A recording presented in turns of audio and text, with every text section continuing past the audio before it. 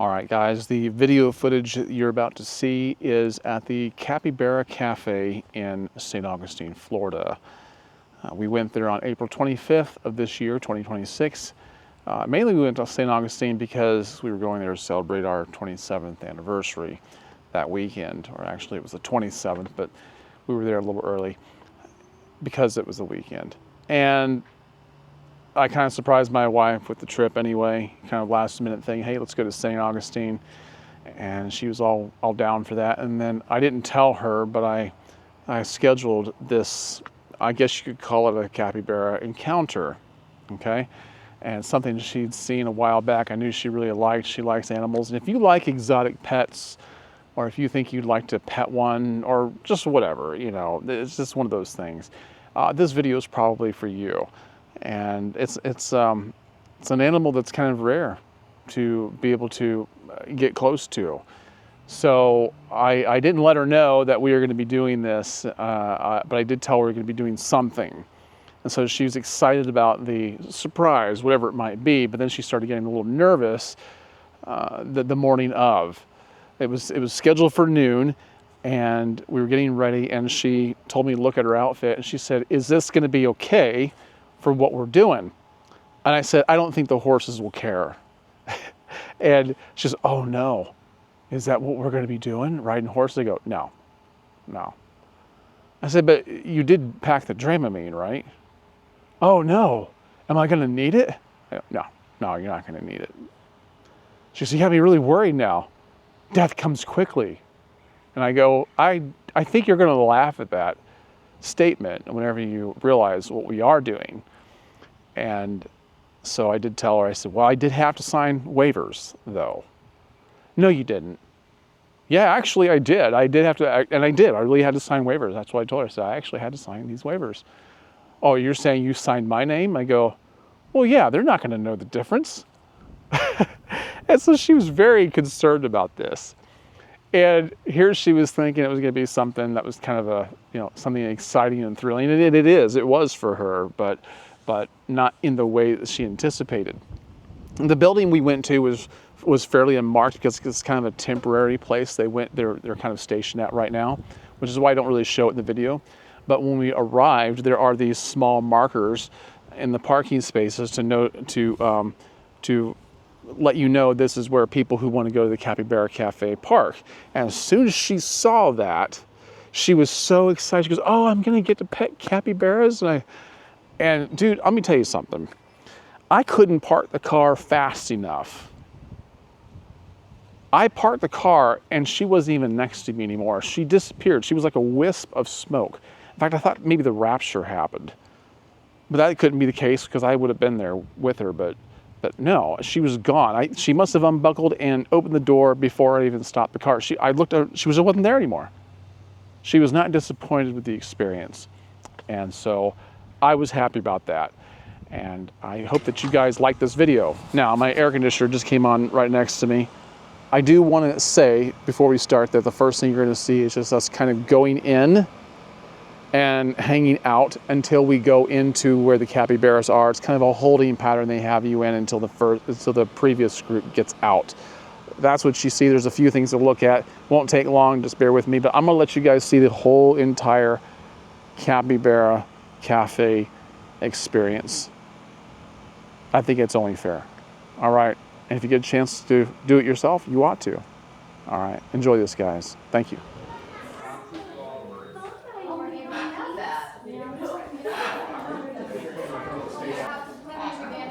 That is now the rainforest room, so we did have a side in the back. The bird flipped food on, so they ran to go get it. So I think that's what we do. That's teamwork right there. Wow, they really went. They moved fast. They did that fast. Really? Be nice to her. I know, but that was very rude, wasn't it? No. I've seen capybaras in real life before. No. No? Anybody? First time for everyone. You have. Where'd you see them? With the state fair. That's really cool. That's super cool. So, these guys What do you think? Bigger or smaller than we all thought they would be? Smaller. Smaller? Yeah.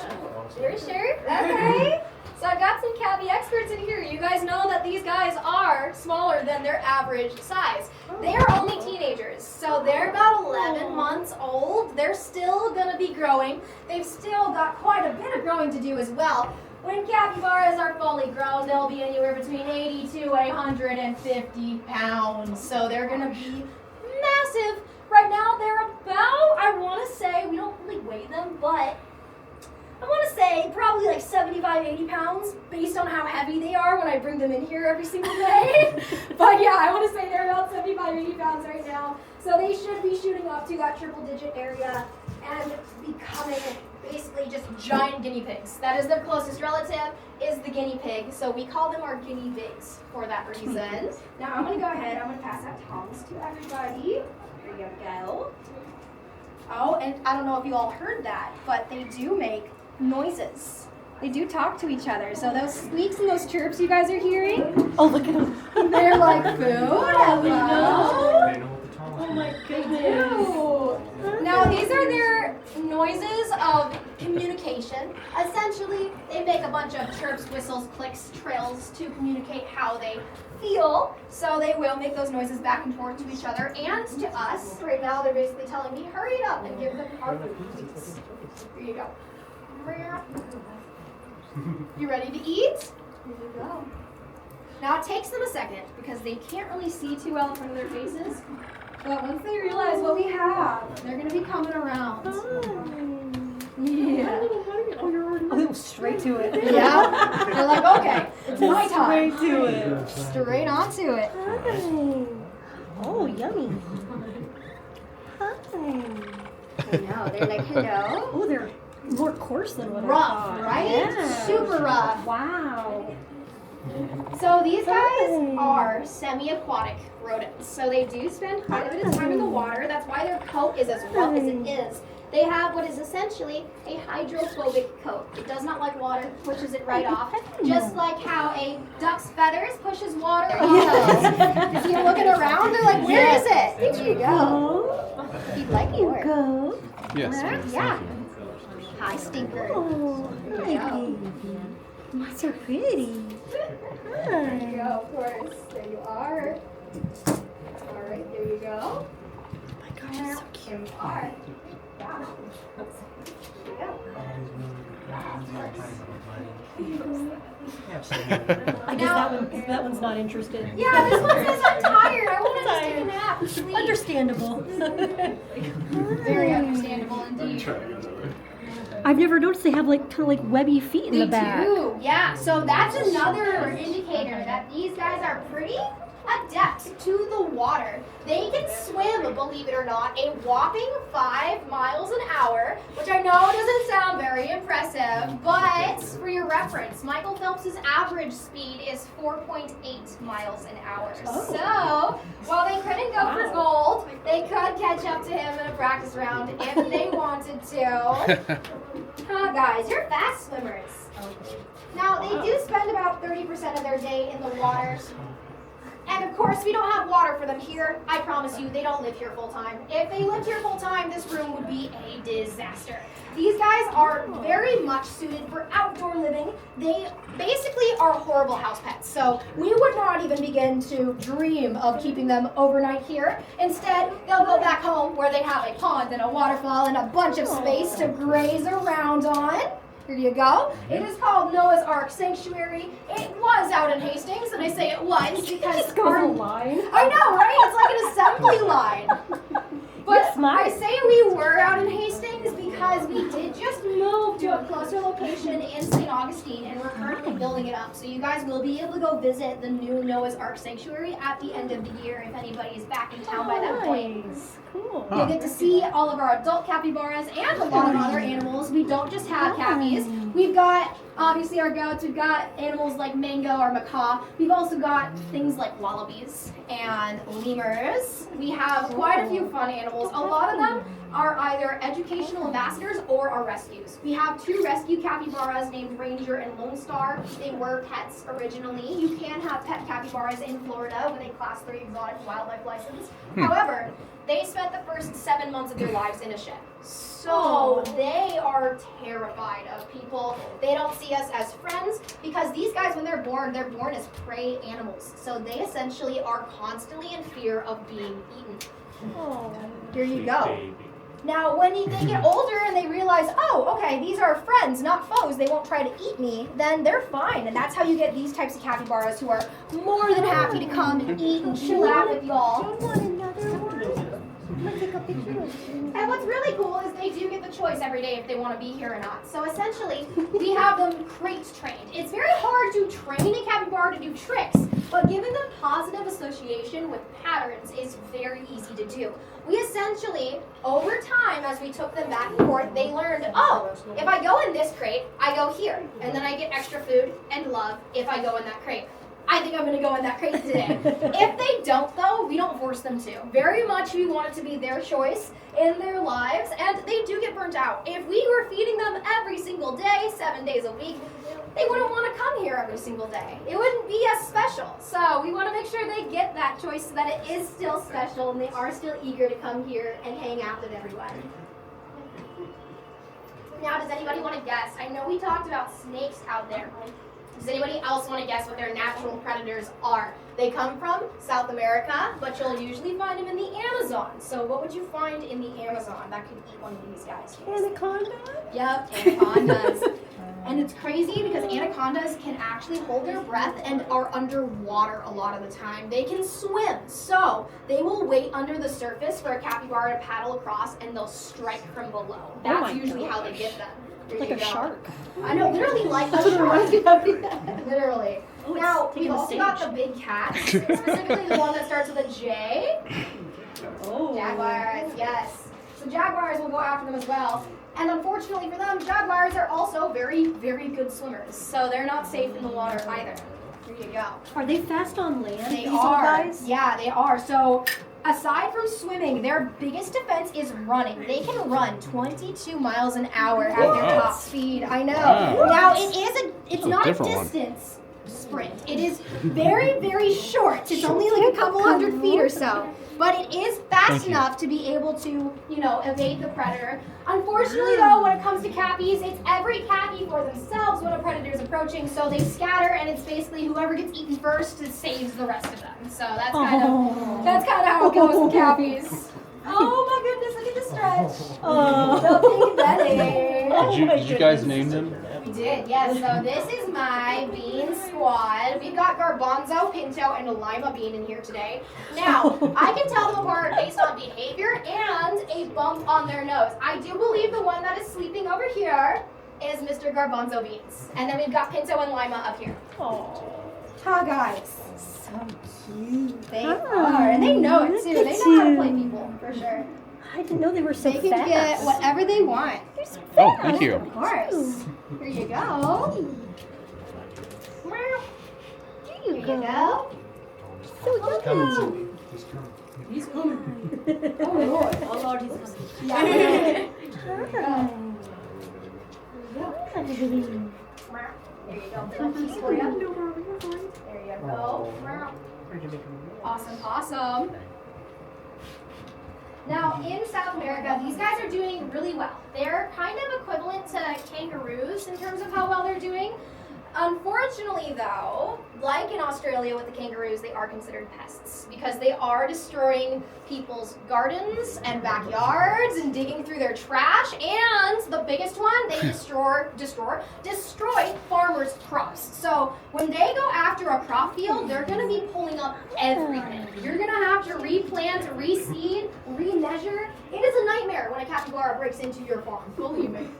But that being said, they've started eating them because if you can't beat them, you eat them. So they are a food source in South America, which isn't the weirdest thing. I will say guinea pig was the third most eaten meat in the world in 2013. So weirder things have happened for sure.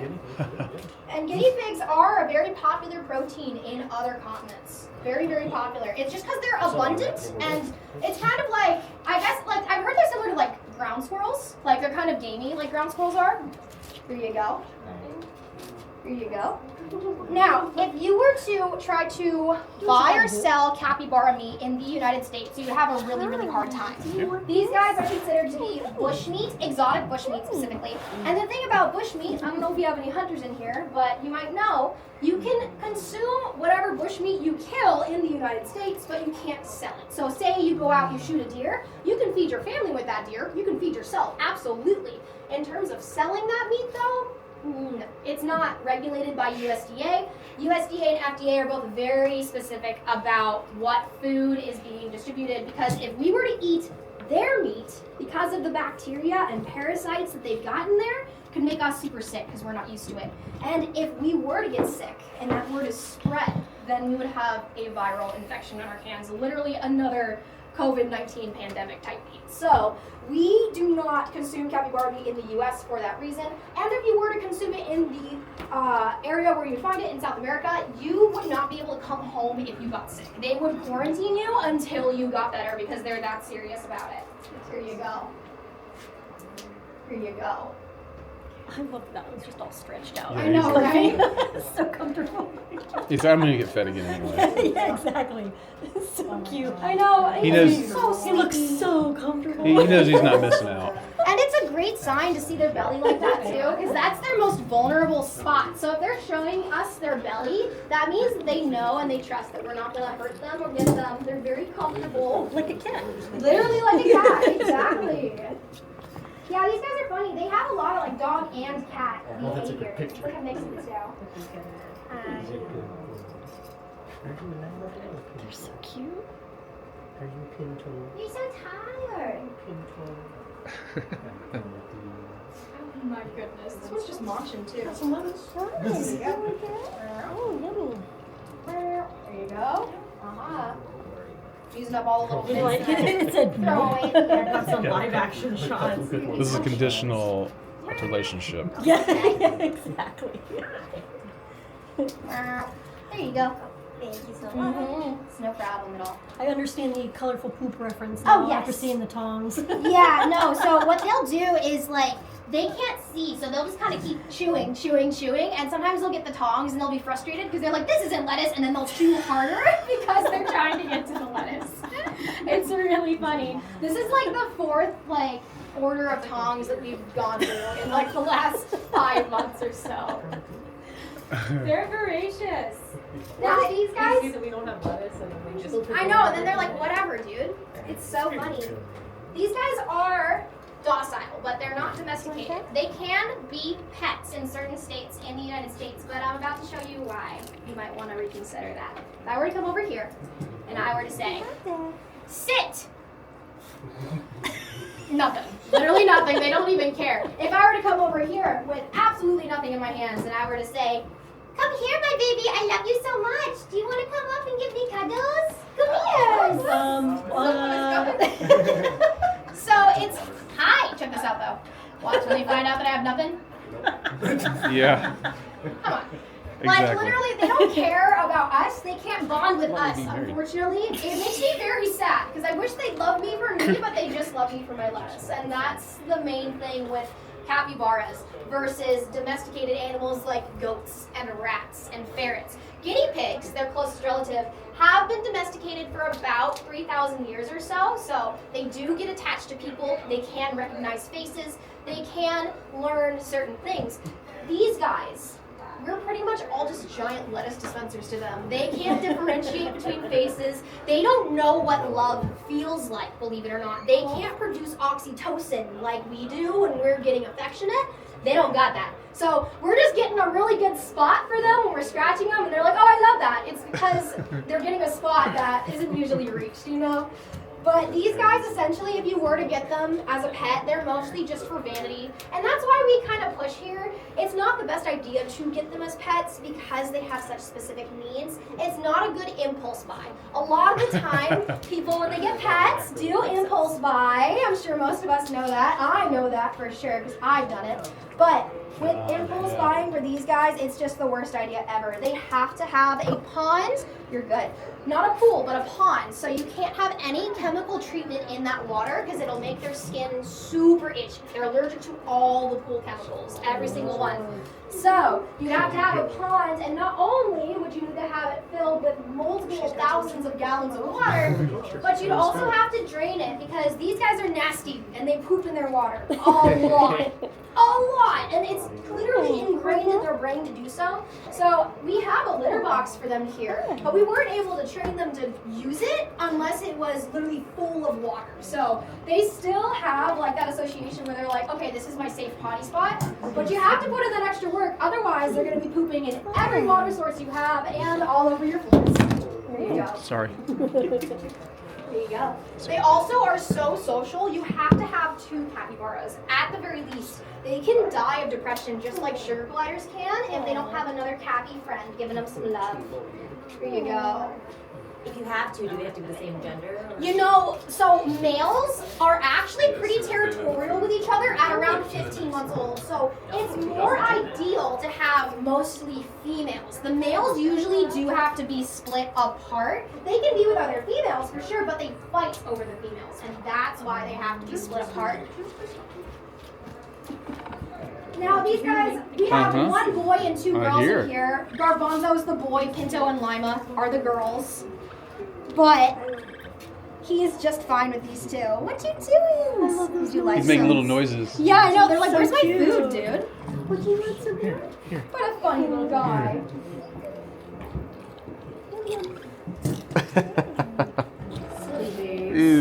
I love the little noises they make. I know. Their noises are the best. They kind of do sound like Guinea pigs? guinea pigs. Yeah, They do. they do. Yeah, they make some of the same noises that guinea pigs do, 1,000%, and then they have some ones that are really unique just to them. They kind of sound like a little laser gun sometimes. Like, it's very, very, very silly. They also bark, believe it or not.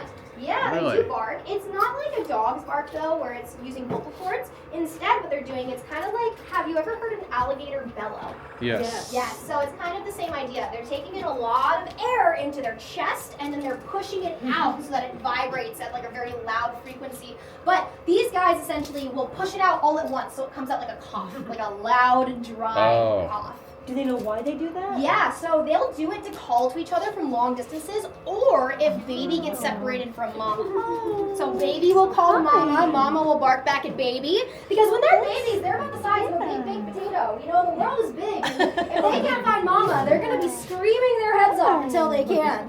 There you go. Do they breed as quickly as you? No, so they actually are pretty good about not overbreeding. They won't want to have too many babies, definitely not more than they can handle. So they'll breed maybe once or twice a year, twice if conditions are really good. In captivity, they're quite easy to have breed. They don't really like get too stingy.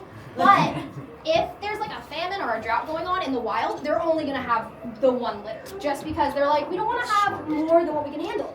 But usually a litter is about 4 to 6 capybaras. It can be as small as 2, as large as 8. But when they're born, they are that baked potato size, so they are potato babies. Here you go. I bet they're adorable little babies. I know, they are. They really are. They've got the baby proportions, it kills me. This one over here was like, I'm a bug. I know. Yeah. Chilling. Very stoic, are we today? Little sleepy eyes. Yeah. So do they prefer to be darker? Yeah, so I'll say this much. The fluorescent lights makes anybody go crazy. I wouldn't want to be under fluorescent lights for more than like an hour at a time. Sorry. So Right. what we do is in all of our rooms that they're in, we have either these lights or string lights that we'll use instead of the main overhead. It also helps. Look, you must see. It helps keep them calm, and it also helps to keep their appetite stimulated. Because if it's too bright outside, they're actually, if they get too hot, they're gonna only want to be in their pool. Little So lead feet. they have to be very temperature controlled. They Little don't lead do feet. well in extreme heat or extreme cold. But when they go home, they get to have a whole pond and a waterfall all to themselves. So it's very, very fun. I think he wants a microphone. I know, literally. What do you gotta say, dude?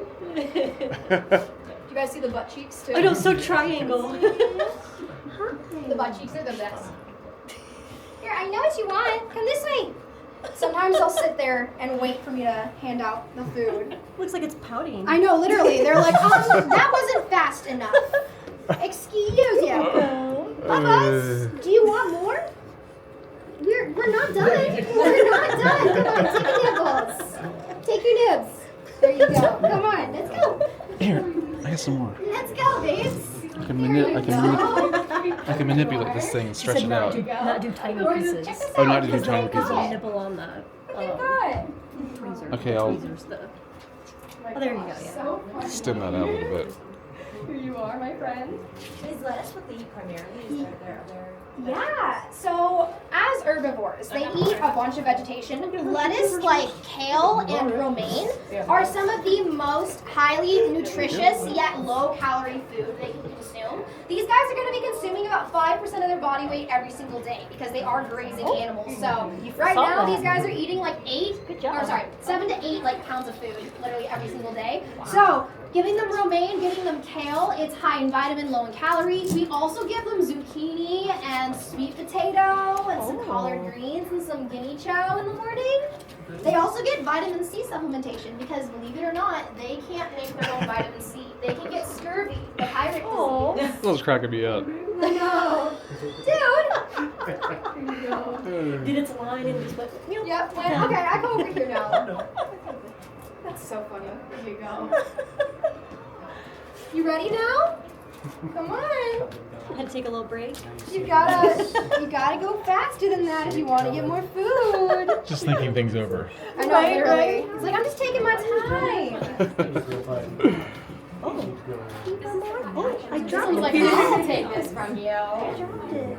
That's what they're I supposed dropped to look it. Sorry, here you go. Like, I'll take it. Yeah. They're like, I'll take it. It's my time. No wasted food here. No waste. Never ever. Here you go. But yeah, these guys in the wild, if they were eating, stuff, it would be like grasses, a lot of semi-aquatic plants or aquatic plants they're going to be eating. Root systems and other fibrous materials are also super important to their digestive health. They do need fiber to keep everything running smooth. So say if we were just giving them lettuce the entire time, they would have the most watery poops ever. So they get Timothy hay in the middle as kind of a binder, and it also helps wear their teeth down because Timothy hay is super rough. They do have those big incisors in the front of their mouth because they are rodents that do constantly grow. So in the wild, they'd be going after fibrous materials and roots, but here we've got some nice, clean, and bleached Timothy hay for them. I don't have it yet. I'm sorry. Like, are you sure? Yeah, Are you sure? very interested in this. Oh yes, they are. I love those little noises. They have personalities too. Like they do differentiate between personality with each other. Garbanzo's actually being way lazier than I usually see him. He's usually the one that's front and center going around to everybody. And what's funny about him, you didn't see this today, but he actually does like to nibble on pants. He doesn't take a bite, but he'll like kind of mouth, and people get freaked out and they'll go and they'll give him lettuce faster. So that's why he does it. He's figured out the smart way to do it. But it doesn't seem like he's gonna want to rain terror today. Ah. Yeah, I know. He's like Rain terror. He's a funny boy. And Pinto and Lima, they're just chill. Honestly, out of all the capybaras, they're the most chill that we have.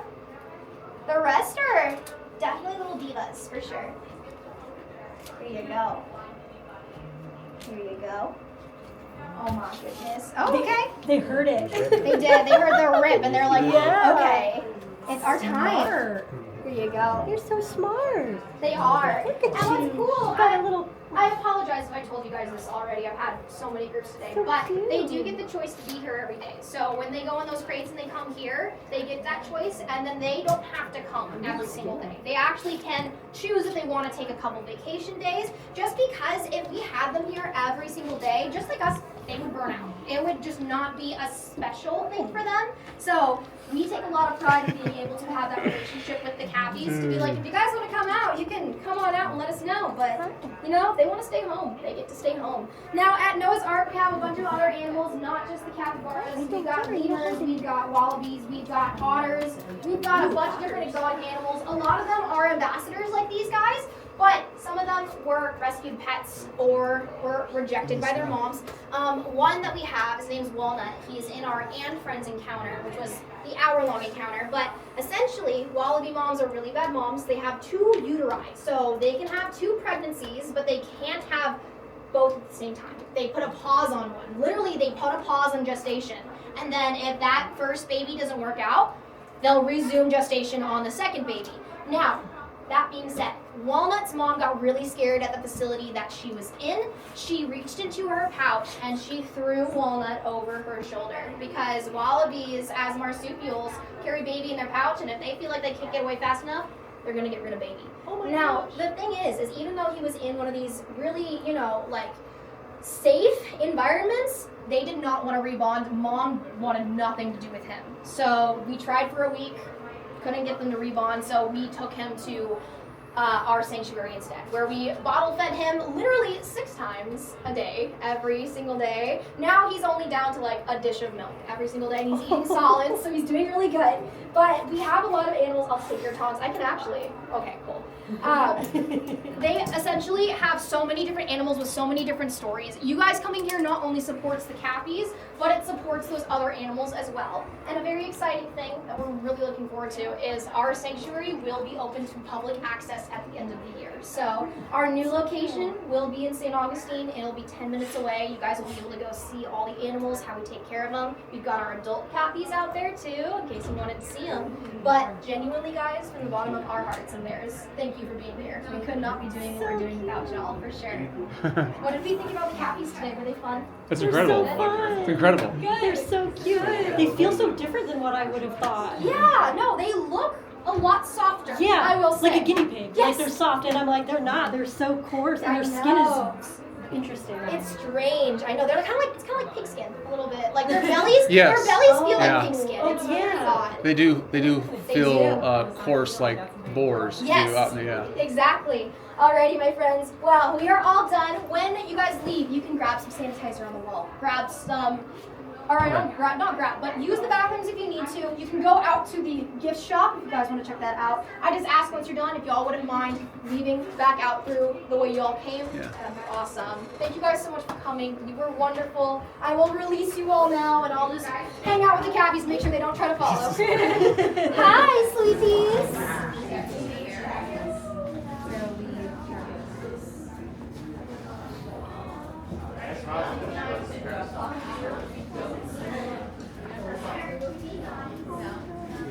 Alright guys, I am going to distract you. I'm going to have you friends. You guys come on in and have a seat. Look at Your total is 62.6. so cute. Wait, aren't these the... Oh my god, this is the capybara that I have now. Did you want a receipt? Oh no. Gosh, they're so cute.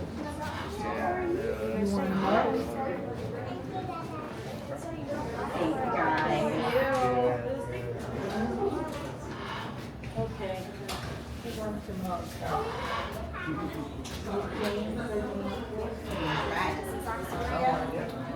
Oh, there you are. Do you want a mug?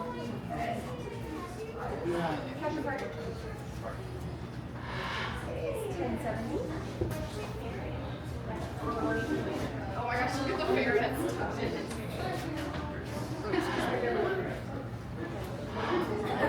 It's like he tucked himself in.